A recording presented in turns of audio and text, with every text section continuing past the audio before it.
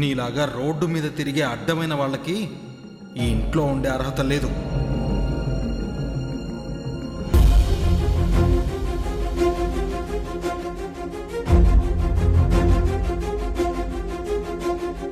పోరా.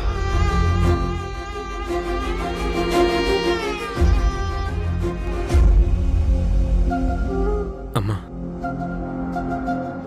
నిన్ను చూసే అవకాశం కూడా లేకుండా పోయింది. నువ్వు నా కోసం ఎదురు చూస్తావని తెలుసు. నిన్ను కలుసుకునే అవకాశం నాకు బాలు ఇవ్వటం లేదమ్మా. మళ్ళీ జీవితంలో నిన్ను ఎప్పటికి చూస్తానో ఏంటో అర్థం కావడం లేదు. నువ్వు బాగుండాలమ్మా.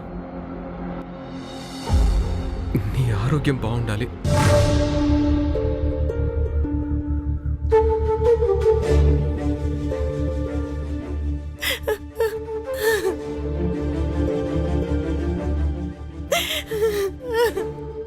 సీత ఇలాంటి పని చేసిందంటే నువ్వు నమ్ముతున్నావమ్మా?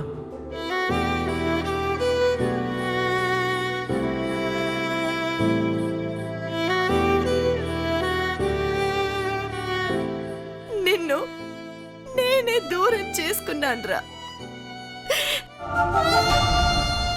ఒక్క క్షణం వివేకంతో ఆలోచించుండుంటే ఈరోజు నువ్వు సీత నాకు దూరం అయ్యే వాళ్ళే కాదు. ఆ క్షణంలో నా మెదడులో ఏ పురుగు దూరిందో, ఏం మాట్లాడానో నాకే తెలీదు.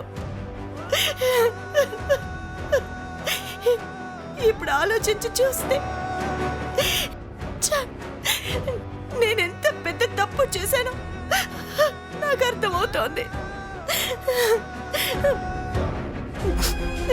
ప్రపంచం అంతా వచ్చి చెప్పినా నమ్మకూడని విషయాన్ని నేను చాలా తేలిగ్గా నమ్మేశాను.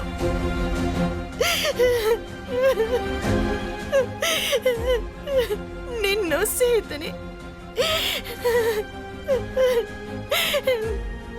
నా చేతులారా దూరం చేసుకున్నాను.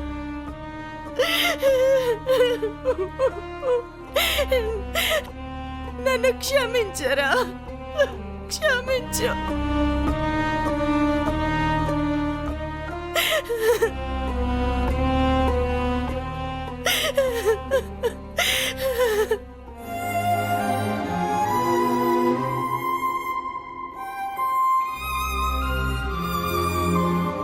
ఏంటి ఈయన ఇంకా రాలేదు? ఎక్కడికి వెళ్ళుంటారు?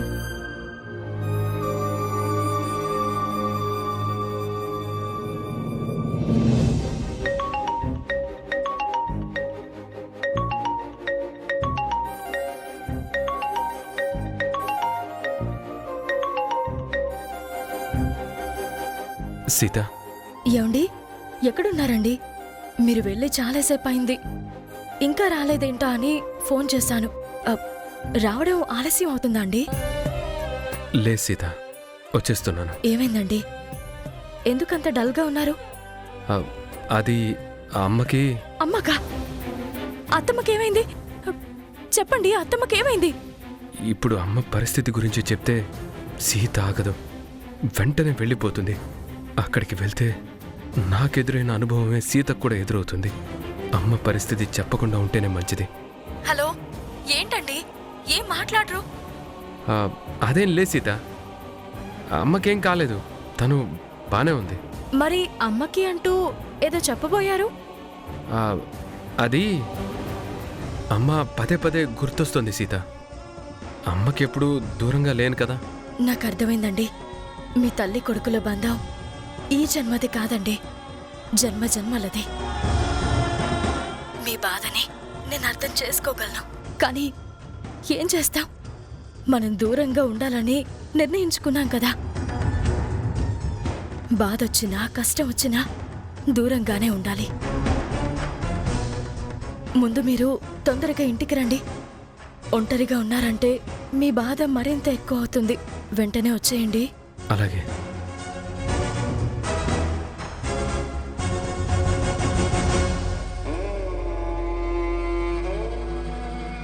హాయ్ అక్క.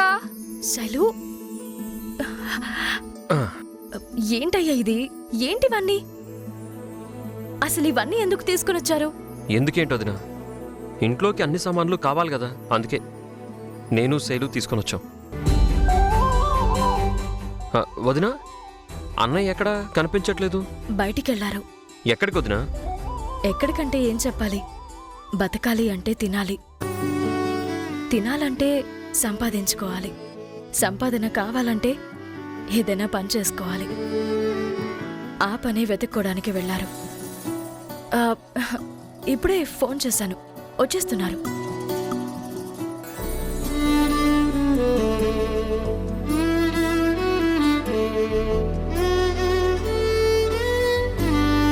అదిగో అన్నయ్య వచ్చేసాడు.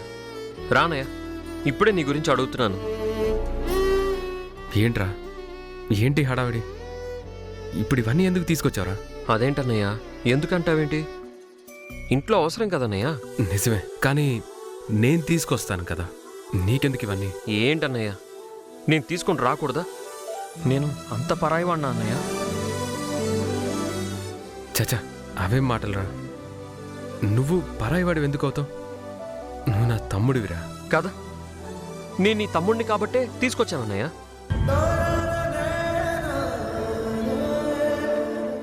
నేను ఇంట్లో ఉన్నప్పుడు నాకేం కావాలో అడగకుండానే మీరిద్దరూ చేసి పెట్టేవాళ్ళు. నేను డబ్బులు అడగకుండానే నా జేబులో నువ్వు డబ్బులు పెట్టేవాడివి. నాకిది తినాలనుంది అని అడిగే లోపే మా వదిన నాకు అవన్నీ చేసి పెట్టేది. మీరు నాకు చేసినట్టే నేను కూడా ఏదో నాకు తోచింది చేద్దాం అనుకున్నాను. తప్పంటావా అన్నయ్య? లేదురా, నువ్వింత బాధ్యత గల మనిషిగా ఎప్పుడు మారావా అని ఆశ్చర్యపోతున్నాను. మీకు తెలియదు బావగారు, ఈ మధ్య మీ తమ్ముడు పెద్ద మనిషి అయ్యాడు. ఏంటది? అన్నయ్య, తను మాట్లాడేది తెలుగు కాదన్నయ్య, తెగులు. తన మాటలు మీరు సీరియస్గా తీసుకోకండి.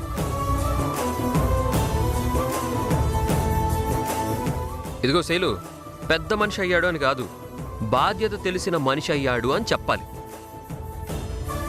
ఓకేనా? నీ భాషకి వీళ్ళిద్దరూ పడిపోయారు.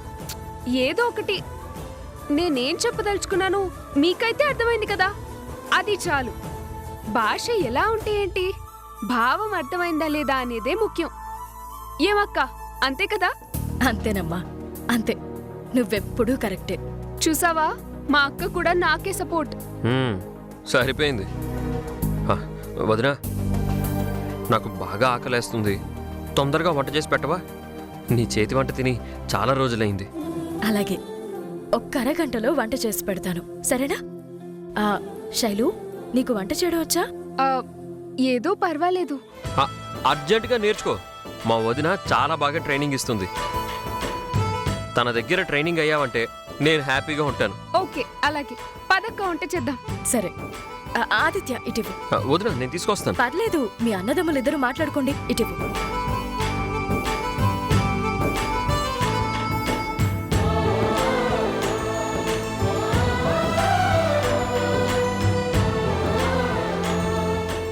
అన్నయ్య, ఒకసారి అమ్మని కలిసి మాట్లాడమంటావా? దేనికి? అదే అన్నయ్య, అమ్మ తొందరపడి మాట్లాడింది కదా, అదంతా శశి వదిన ఆడిన డ్రామా అని చెప్పి అమ్మకి అర్థమయ్యేలా నేను చెప్తానన్నయ్య. మీరు మళ్ళీ ఆ ఇంటికి వెళ్ళాలన్నయ్య. వద్దు ఆదిత్య, ఇప్పుడున్న పరిస్థితుల్లో నేను బయట ఉండడమే మంచిది. అది కాదన్నయ్య, నువ్వు నేను ఇద్దరం లేకపోతే అక్కడ శశి వదిన ఏం చేస్తుందో ఏంటో, మన కుటుంబాన్ని ఇంకా సర్వనాశనం చేస్తుందన్నయ్య. ఆదిత్య, అమ్మకు దూరం అవ్వాలని నాకు మాత్రం ఉంటుందా? కాకపోతే అక్కడ పరిస్థితులు అనుకూలించడం లేదు. ఇప్పుడు నేను మళ్ళీ ఆ ఇంటికి వెళ్ళానంటే బాలు మనందరికీ దూరం అయిపోతాడు.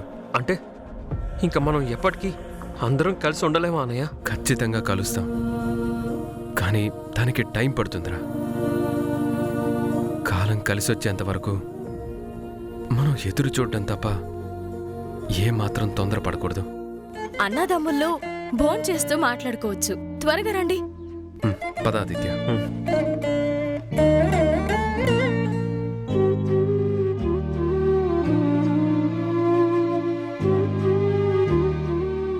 రండి రండి, వేడి వేడి భోజనం రెడీ. హలో, ఏంటి అక్కడికి ఏదో అంతా నువ్వే వండేసినట్టు బిల్డప్ ఇచ్చేస్తున్నావు? తను కూడా వండిందిలే ఆదిత్య. అవునా? ఏంటొద్దునా ఇది? నీ చేతి వంట తినాలని వస్తే ఇక్కడ కూడా తన చేతే వండిస్తావా? ఇంక నేను తిన్నట్టే. చూడండి అక్క ఎలా మాట్లాడుతున్నాడు. తనకేమేమి ఇష్టమో అవన్నీ తెలుసుకొని నేర్చుకొని చక్కగా వండి పెడితే ఏమి తినకుండా నా వంటకి వంకలు పెడుతున్నాడు. తింటానులే, తినకేం చేస్తాను చెప్పు. ఏదన్నా అనాలి అంటే నువ్వేమో ఓనర్ గారి కూతురు అయిపోయావు. అందుకే నోరెత్తకుండా తింటున్నాను. ఆ తర్వాత మెల్లిమెల్లిగా అలవాటైపోతుందిలే. చూడక్క నన్ను ఎలా ఆట పట్టిస్తున్నాడు. సరేలే, పెళ్ళైన తర్వాత అప్పుడు నువ్వు ఆట పట్టించు. అనే ముందు భోంచేద్దాం, కూర్చో. కూర్చోండి.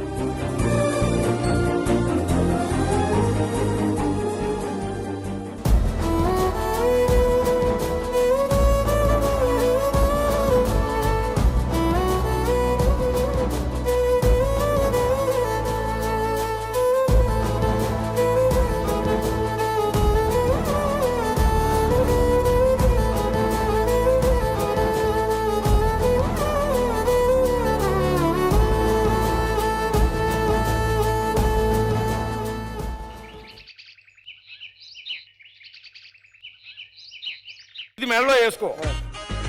రాగానే ఇలా స్కాన్ చేస్తారు, డబ్బులు వేసేస్తారు. ముందు పెట్టిన దాన్ని ముందు జాగ్రత్త అంటారు, వెనకాల పెట్టిన దాన్ని వెనక జాగ్రత్త. టెక్నాలజీ అంటారు. మొత్తం టైం అయిపోతుందిరా. పంతులు గారు కావాలి. అత్తయ్య తీసుకోండి.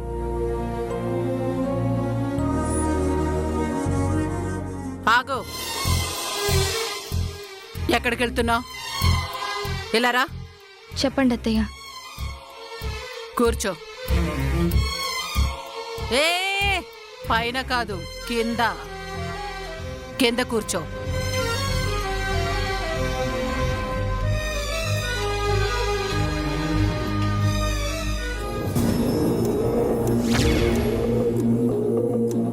కాళ్ళు నొక్కు.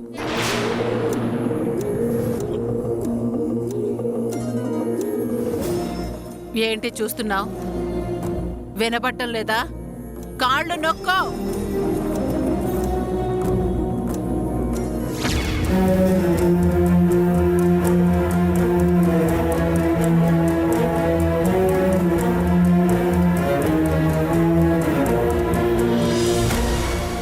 నీకెంత కావాలి చెప్పు. 10,000 కావాలి. నీ ఆన్లైన్ నెంబర్ చెప్పు. ఎందుకు లేకర్ నీ ఆన్లైన్ నెంబర్ చెప్పు. వద్దులే. ఆన్లైన్ నెంబర్ చెప్పు. తిప్పిన తిక్కలిక్కది ముత్తిలే పడిపోయింది చూడు. రాలేకర్ నాకర్ నీది లాస్ట్ లో 79 దివాకర్. కా 69. అత్తయ్య ఏంటి? అత్తయ్య అది మా అమ్మకి హెల్త్ బాగాలేదంట. ఒక్కసారి నేను వెళ్ళి చూసిరానా? ఏంటది? వెళ్తావా? ఎక్కడికి వెళ్తావు? ఎలా వెళ్తావు?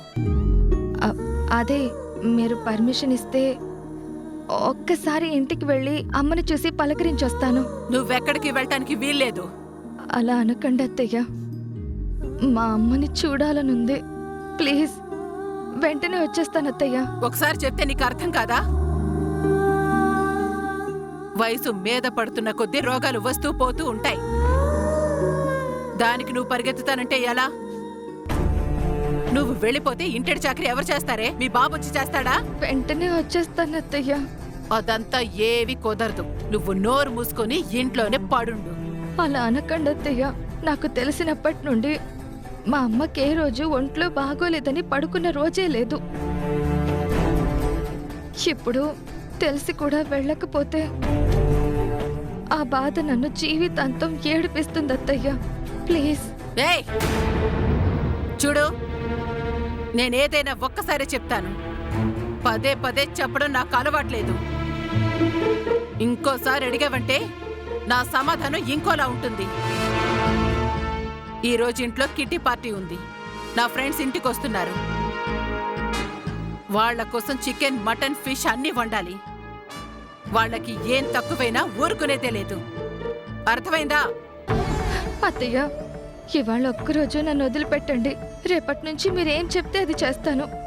ఇంట్లో పెద్దన్నయ్య కూడా లేడు. అమ్మ దిగుడుతో మంచం ఎక్కింది. ఒక్కసారి చూసొస్తాను అత్తయ్య. కాదనకండి, మీ కాళ్ళు పట్టుకుంటాను అత్తయ్య. ఏ, ఛీ, వదరు.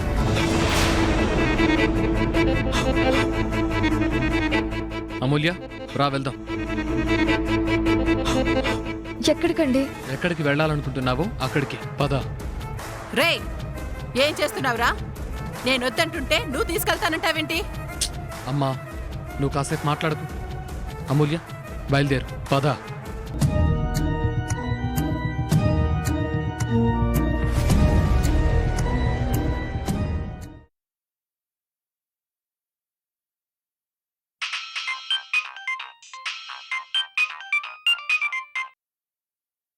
హలో. ఆదిత్య బాబు, నేను రత్తాలు మాట్లాడుతున్నాను బాబు. చెప్పు రత్తాలు. బాబు, పెద్దమ్మ గారికి ఒంట్లో బాగాలేదు బాబు. ఏంటి రత్తాలు నువ్వు చెప్పేది? ఆ అమ్మకేమైంది? ఏటైనాదో ఏవో బాబు, నాకెట్టా తెలుస్తుంది? ఏటో మనోయాదని డాక్టర్ గారు చెప్పిపోయినారు బాబు. మీ పెద్దన్నయ్య వదిన ఇల్లు వదిలిన కానించి ఉలుకు పలుకు లేకుండా తొంగుండిపోయినారు బాబు. మెలకు వచ్చిన ప్రతిసారి రాంబాబు రాంబాబు అని పెద్దబాబు గారిని కలవరిస్తున్నారు.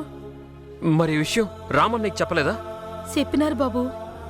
ఆ బాబుకు అమ్మగారి గురించి తెలియగాని ఉరికెత్తుకుంటూ ఇంటికొచ్చినారు. ఆ బాబుని లోపలికి రానివ్వకుండా బయటే ఆపేసినారు బాబు. ఎవరా పనిచేశారు? ఇంకెవరున్నారు బాబు? మీ చిన్నన్నయ్య, ఆ శశిరేఖమ్మ, వాళ్ళ నాన్న. అంతకంటే ఎవరుంటారు? పాపం తమరి పెద్దన్నయ్య కళ్ళల్లో నీళ్లు నింపుకుని అట్నే పోయినారు బాబు. కనీసం మీరైనా వచ్చి అమ్మగారికి అగుపించండి బాబు. సరే రతాలు, నేను ఇప్పుడే వస్తాను. ఏమైందిరా? ఏంటా కంగారు? అన్నయ్య, అమ్మ కొంట్లో బాగోలేకపోతే నువ్వు చూడ్డానికి వెళ్ళావంట కదా? ఏంటి ఆదిత్య, ఏంటి నువ్వు చెప్పేది? అత్తమ్మకి బాగోలేదా? ఏమైంది చెప్పు. ఏమండి, మీరైనా నాతో ఒక్క మాట చెప్పలేదేంటండి? అదొకటే కాదొదినా, అమ్మని చూడ్డానికి వెళ్తే ఆ శశి, బాలు, డీపీ ముగ్గురు కలిసి అన్నయ్యను అవమానించి తిట్టి వెనక్కి పంపించేశారు. ఆ విషయం కూడా అన్నయ్య ఎవరికీ చెప్పలేదు. ఏంటండి ఇది? అంత జరిగితే ఒక్క మాటైనా నాతో చెప్పలేదు. ఏం చెప్పమంటావు సీత? అమ్మ నిన్ను చూడాలి అని కలవరిస్తోందిరా అని నాన్న ఒక్కసారి వచ్చి వెళ్ళమన్నారు. ఆ విషయం వినగానే నాకు ఎంత బాధ కలిగిందో తెలుసా? పరిగెత్తుకుంటూ వెళ్తే పద్మవ్యూహం ముందు అడ్డుకున్న ఒక సైంధవుళ్ళ బాలు అడ్డుపడ్డాడు. అవకాశం దొరికింది. వాళ్ళకిష్టం వచ్చినట్లు మాట్లాడారు. వాళ్ళని ఆపగలిగే శక్తి నాకు లేకుండా పోయింది. వాళ్ళు ఎన్ని మాటలన్నా బాధ కలగలేదు, కానీ అమ్మని చూడకుండా వెనక్కొచ్చాననే బాధ మాత్రం అలాగే ఉండిపోయింది. అన్నయ్య, నువ్వు నాతో రా. ఎక్కడికి రా? నువ్వేం మాట్లాడకన్నయ్య, నువ్వు నాతో వస్తున్నావు అంతే. రానయ్య. అరే ఆదిత్య, రానయ్య, రానయ్య. నువ్వు చెప్పులేసుకో అన్నయ్య, వేసుకో అన్నయ్య. రా వెళ్దాం, రా.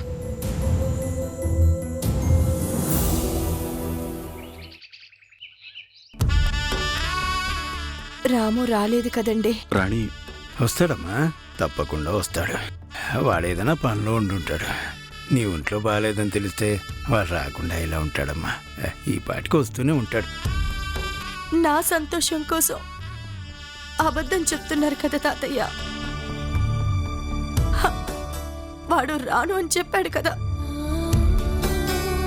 ఇంకెందుకు వస్తాడు? లేదమ్మా, తప్పకుండా వస్తాడు. అయినా నేను చేసిన అవమానం చిన్నదా?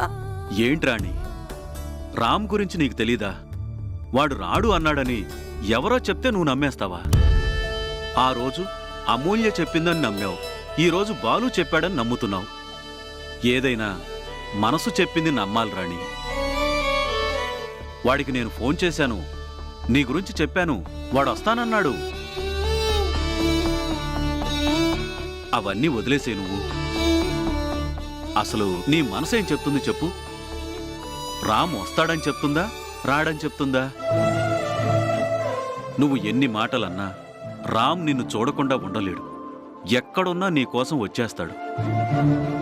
చూడమ్మా, నమ్మకం అనేది మనల్ని సన్మార్గంలో నడిపిస్తుంది, ఆ ధైర్యం అనేది అడ్డదారిలో నడిపిస్తుంది. మనస్ఫూర్తిగా మనం ఏదైనా నమ్మితే మంచే జరుగుతుంది. నువ్వెలా ఆలోచిస్తావనేది నీ నమ్మకం మీద ఆధారపడింది. నీకు నమ్మకం ఉందో లేదో మాకు తెలియదు కానీ రాము నిన్ను చూడ్డానికి ఖచ్చితంగా వస్తాడనే నమ్మకం మాకుందమ్మా. నువ్వు కాస్త ఓపిక పట్టు.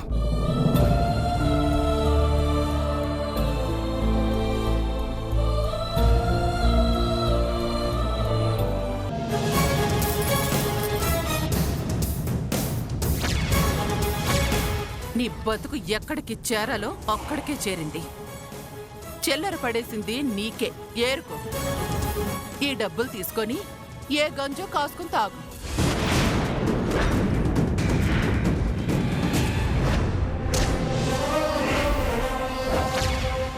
ఇప్పుడు మీరు తినే తిండి, కట్టే బట్ట మా ఆయన మీకు పడేసిన భిక్ష. చివరికి మీ బతుకులు మళ్ళీ ఎక్కడ మొదలయ్యాయో అక్కడికే వచ్చి చేరుతాయి. గుర్తుంచుకోండి.